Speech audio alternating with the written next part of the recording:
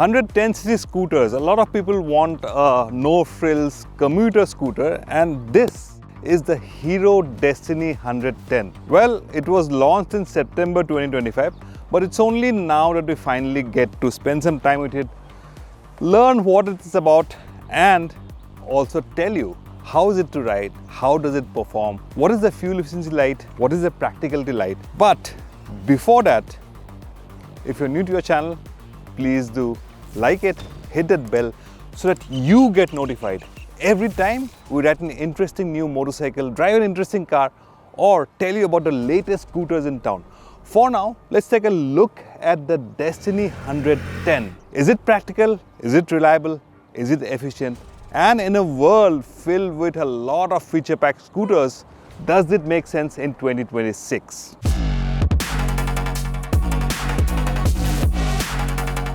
So that's what the Destini 110 looks like. Overall, it's not a very flashy, very over-the-top design. It's a safe, sort of universally appealing design. To my mind, it's got a hint of retro touch here on the headlight, although it's got a LED DRL with that signature H-shaped LED DRL. Then you have this element here, again H-shaped with lots of chrome finishes here, and the indicators are bulb type, not LED. The apron, plastic, the panels over the headlight, plastic, but the mudguard is full metal. You get a part analog, part digital speedometer, very basic, no frills. You have your speedometer console, telltale lights, and you have your fuel gauge, of course, and you have a trip meter, odometer, and instantaneous fuel economy. That's about it, nothing else, no Bluetooth connectivity, no turn-by-turn navigation, etc.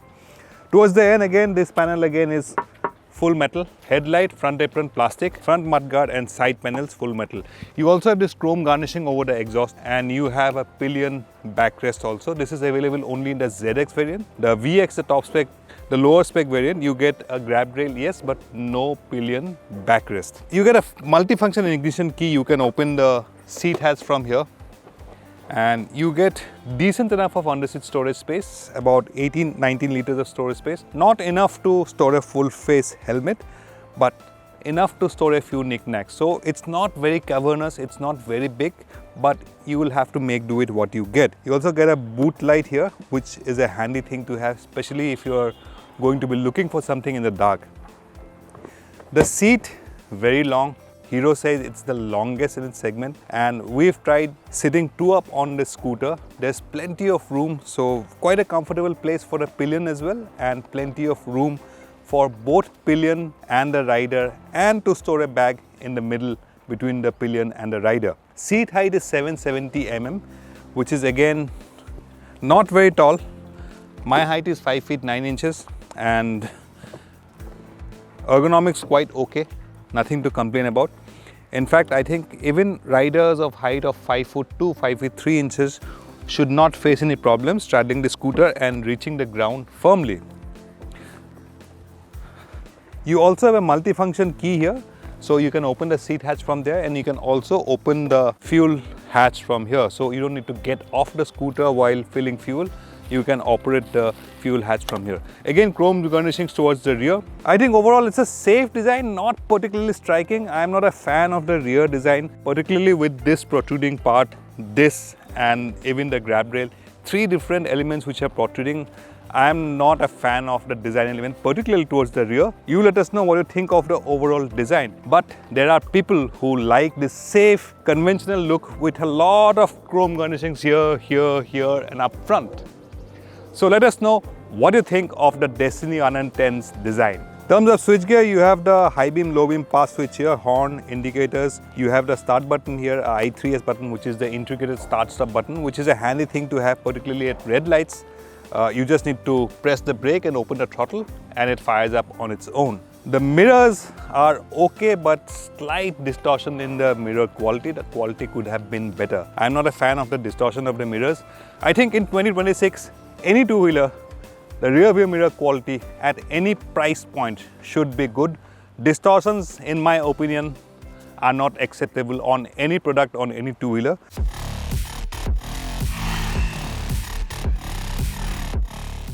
I think the most impressive bit about the Hero Destini 110 is its fuel economy. The company claims over 56 kilometers per litre, and that's a tall claim indeed. But in our tests, which included both city riding and high-speed runs on the highway, this scooter returned an impressive 51 kilometers per litre. That's probably one of the best fuel economy figures in this segment, if not the best, and that is very good value for money indeed.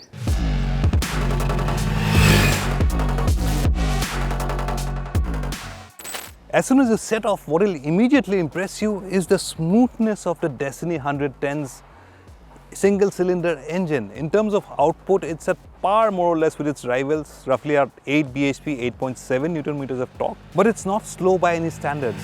It's a 110cc scooter. It's not a quick, powerful scooter, but the way it picks up speed, very linear, and the refinement is quite likable indeed. It's a very smooth, refined engine, and that is, I think, one of the highlights of the Destini 110's performance. You can sit at 70 kilometers per hour all day long with the engine feeling calm and relaxed.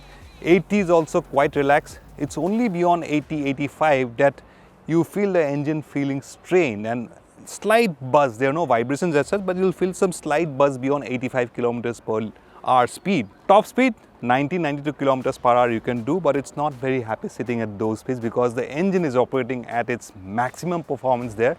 So 70 and 80 is very calm and measured on the Destini 110.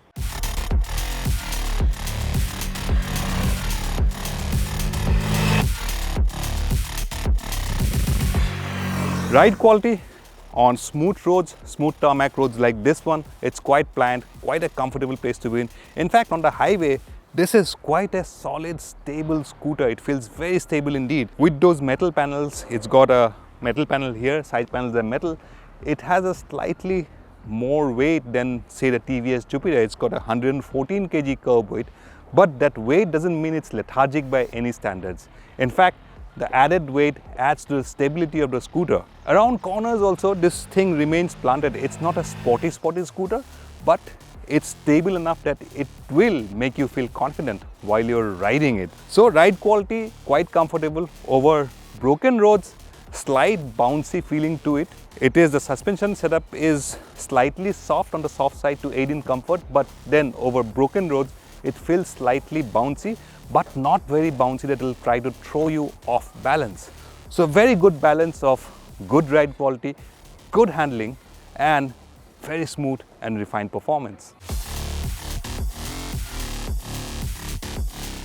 The Hero Destini 110 is a simple, no frills and economical everyday 110cc scooter. If you're someone who wants exactly those quality, something which is simple, universally appealing, and of course easy on the pocket in terms of purchase cost and excellent fuel economy, this scooter certainly ticks all the right boxes. But then the question remains, how does it stack up against its rivals, particularly the TVS Jupiter 110? That's a story for another day, but if you like the overall stance, if you like that kind of design, and if you want fuel economy as your primary consideration, this one definitely will tick all the right boxes in your wish list. If you've liked this review, do leave us a comment. Let us know what you think about the Hero Destini 110. And if you or somebody you know is looking for a 110cc scooter or looking to purchase a 110cc scooter, do share it ahead and let us know your thoughts about the new Hero Destini 110.